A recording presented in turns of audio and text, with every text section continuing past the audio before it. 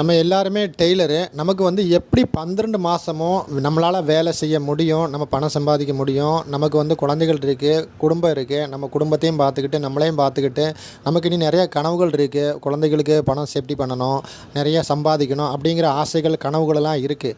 அப்படிங்கிற பட்சத்தில் நமக்கு வந்து 12 மாதமும் வேலை செய்கிறதுக்கு என்ன ஒரு பிரச்சனை நடந்துக்கிட்டு இருக்குது, என்ன ஒரு ஒரு தடசம் நடந்துக்கிட்டு இருக்குது அப்படிங்கிறத பற்றி நமக்கு வந்து டீட்டெயிலாக பார்க்கலாம். உண்மையிலே எல்லாருமே ட்ரெஸ் போடுறாங்களா, ட்ரெஸ்ஸு தைக்கிறாங்களா அப்படின்னா எல்லாருமே தைச்சிக்கிட்டு இருக்காங்க. அதேமாதிரி உண்மையிலே எல்லா கம்பெனிகளும் ஸ்கூலுகளிலையுமே வந்து யூனிஃபார்ம் சேஞ்ச் பண்ணுறாங்களா, தைக்கிறாங்களா அப்படின்னு பார்க்கும்போது எல்லாருமே சேஞ்ச் பண்ணிக்கிட்டு இருக்கிறாங்க. யூனிஃபார்ம் போட்டுக்கிட்டு தான் இருக்கிறாங்க, தையல் நடந்துக்கிட்டு தான் இருக்குது. ஓகே, அப்போ என்ன தான் ஒரு பிரச்சனை நடக்குது, ஏன் நமக்கு இந்த வேலைகள் வந்து 6 மாதம் வேலை இருக்குது, 3 மாதம் வேலை இல்லை, இப்படி அப் அண்ட் டவுனாக போய்கிட்டு இருக்கு, இது எப்படி சரி பண்ணுறது? இனி வெளியிலேருந்து யாரும் வந்து இதை சரி பண்ணுவாங்களா அப்படின்னு கேட்டால் அப்படி யாரும் சரி பண்ண மாட்டாங்க. நம்ம இருக்கிற நம்ம டெய்லர் கம்பெனி வச்சுருக்கவங்களும் சேர்ந்து நம்ம இந்த வேலையை எப்படி நமக்கு வந்து 12 மாதமும் சரி பண்ணி நம்ம வந்து வேலை செய்ய முடிஞ்சு அதிலிருந்து நம்ம எப்படி பணம் சம்பாதிச்சு நம்ம குழந்தைகளையும் பார்த்துக்கிட்டு குடும்பத்தையும் பார்த்துக்கிட்டு நம்மளையும் பார்த்துக்கிட்டு எப்படி சந்தோஷமாக வாழலாம் அப்படிங்கிற ஒரு விஷயத்தை நோக்கி நம்ம பயணப்பட்டுக்கிட்டு இருக்கோம். நமக்கு வந்து என்ன நடந்தாலும் 12 மாதமும் நமக்கு வேலை வேணும், வேலை செய்யணும், அதிலிருந்து நம்ம பணம் சம்பாதிக்கணும். இது ஒரு நோக்கத்தோடு கூடி தான் நம்ம முயற்சியில் முன்னாடி போய்கிட்டு இருக்கோம். ஓகே, அப்போ என்ன தான் செய்யணும், ஓனர்ஸாக என்ன செய்யணும், தைக்கிறவங்க நம்மளை என்ன செய்யணும் அப்படின்னு பார்க்கும்போது உண்மையிலே என்ன தான் நடந்துக்கிட்டு இருக்குது அப்படின்னு பார்க்கும்போது காலங்காலமாக யூனிஃபார்ம் ஆனாலும் ஆர்டர் ஒர்க் ஆனாலுமே வந்து வேலை நடந்துக்கிட்டே தான் இருக்குது. எல்லா கம்பெனிகளும் ஸ்கூலுகளுமே வந்து யூனிஃபார்ம் போட்டுக்கிட்டு தான் இருக்காங்க, யூனிஃபார்ம் தச்சுக்கிட்டு தான் இருக்கிறாங்க. அதேமாதிரி எல்லாருமே ஷர்ட்டு போட்டுக்கிட்டு தான் இருக்காங்க, ட்ரெஸ் போட்டுக்கிட்டு தான் இருக்காங்க. இதில் என்ன சேஞ்சஸ் நடக்குதுன்னா அந்த ஓனர்ஸ் மாறுறாங்க, கம்பெனிஸ் மாறுறாங்க. எப்படி அப்படின்னு பார்க்கும்போது ஒரு 10 வருஷத்துக்கு முன்னாடி வேறொரு கம்பெனி யூனிஃபார்ம் ஒர்க் செய்து கொடுத்துக்கிட்டு இருக்குமா இருக்கும்.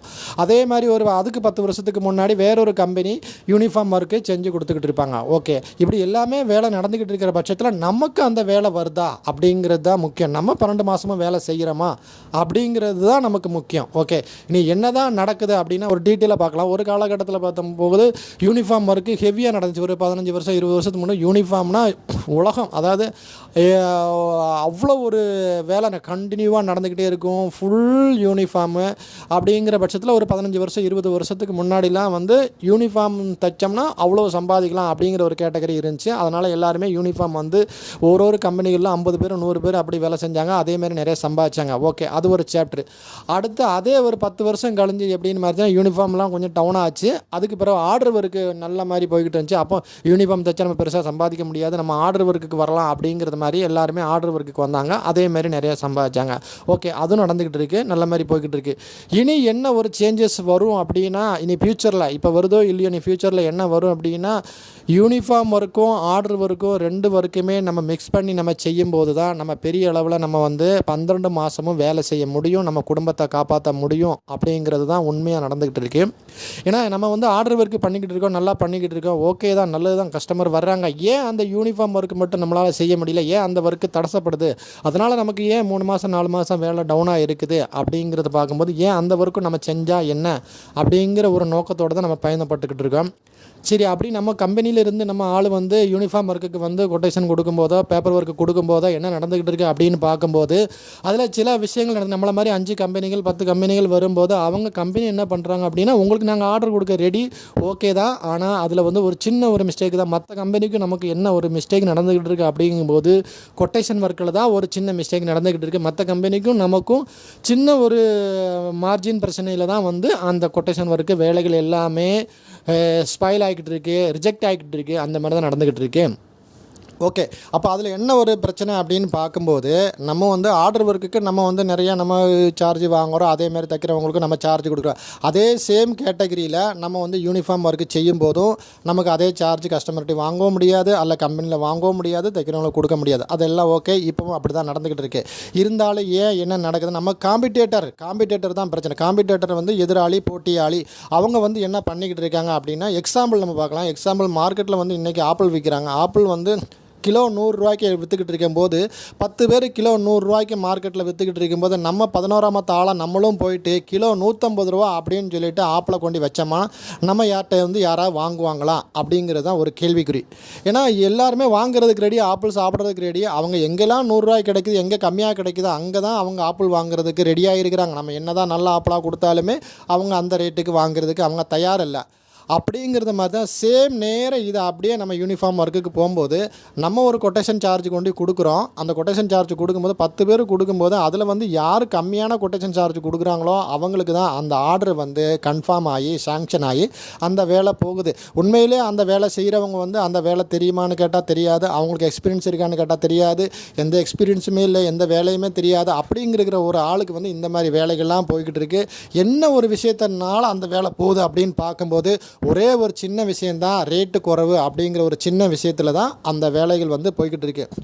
உண்மையிலே நம்ம பெரிய டெய்லரு, நம்ம பெருசாக நம்ம பண்ணிக்கிட்டு இருக்கோம், நமக்கு நிறையா தைக்க தெரியும், நிறைய எக்ஸ்பீரியன்ஸ் இருக்குது, நம்ம நைட்டும் பகலுமா நம்மளால் தைக்க கெப்பாசிட்டி இருக்குது, நமக்கு நிறையா சம்பாதிக்கிறதுக்கு வந்து நமக்கு திறமை இருக்குது, ஆரோக்கியம் இருக்குது, நம்பிக்கை இருக்குது, எல்லாம் இருக்குது. ஆனால் நமக்கு வந்து அந்த 12 மாதமே ஏன் வேலை செய்ய முடியலை அப்படின்னு பார்க்கும்போது ரொம்ப ஆழமாக சிந்திக்கும் போது இந்த ஒரு விஷயந்தான் நமக்கு வந்து தடசப்பட்டுக்கிட்டு இருக்கு.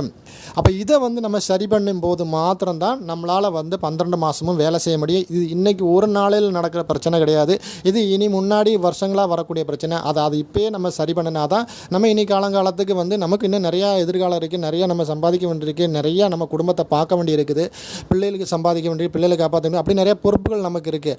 அப்படி இருக்கும்போது இது இப்போயே சரி பண்ணால் தான் நம்ம வந்து 12 மாதமும் நம்மளால் வேலை செய்ய முடியும். அப்படிங்கிறது தான் இதில் உண்மையாக நடந்துக்கிட்டு இருக்குது. ஓகே, அப்போ இனி அதில் என்ன தான் நடந்துக்கிட்டு இருக்குது அப்படின்னு பார்க்கும்போது யூனிஃபார்ம் வந்து எவ்வளோ ரேட்டு குறைச்சி மக்கள் வாங்குகிறாங்களோ அதே மார்க்கெட்டில் நம்மளும் இருக்கணும். எக்ஸாம்பிள் நிறையா பார்க்கலாம். இன்றைக்கி பார்த்திங்கன்னா ஹார்லிக்ஸ்லாம் அன்றைக்கி வந்து 250 ரூபா ஒரு பாட்டிலுக்கு கொடுத்துக்கிட்டு இருந்தாங்க. இன்றைக்கி அதே ஹார்லிக்ஸ் 5 ரூபாய்க்கு கொடுத்துக்கிட்டு இருக்காங்க. பூஸ்ட்டு வந்து அதே மாதிரி 350 ரூபா பாட்டில், அதே பூஸ்ட்டை வந்து இன்றைக்கி 5 ரூபாய்க்கு கொடுத்துக்கிட்டு இருக்காங்க. ஏன்னா மக்கள் வந்து கம்மியான ரேட்லேயும் வாங்கணும். ஏன் அவங்க 350 ரூபா ஹார்லிக்ஸை வந்து நிப்பாட்டலை, 450 ரூபா பூஸ்ட்டை வந்து நிப்பாட்டலை, ஆனால் 5 ரூபாய்க்கு பூஸ்ட் கொடுக்குறாங்க, 5 ரூபாய்க்கு ஹார்லிக்ஸ் கொடுக்குறாங்க. ஏன் அப்படின்னா மக்கள் வந்து நம்ம பொருளை சாப்பிட்டுக்கிட்டே இருக்கணும் நம்மக்கிட்ட, ஏன்னா சாப்பிட்டுக்கிட்டே இருந்தால் தான் அவங்க நம்மக்கிட்ட வருவாங்க அப்படிங்கிற ஒரே நோக்கத்தினால தான் பெரிய பெரிய கம்பெனிகள் எல்லாமே அந்த மாதிரி பண்ணிக்கிட்டு இருக்குது. அதே சேம் கேட்டகரியில் தான் நம்மளும் ஸ்தாபனம் வச்சுருக்கோம். நம்மளும் டெய்லரு, நம்ம டெய்லர் தான் ஆர்டர் ஒர்க்கு பண்ணுறோம், நல்லா நமக்கு ஆர்டர் ஒர்க்கு நிறையா பீஸ் ரேட்டு கிடைக்குது, ஓகே தான்.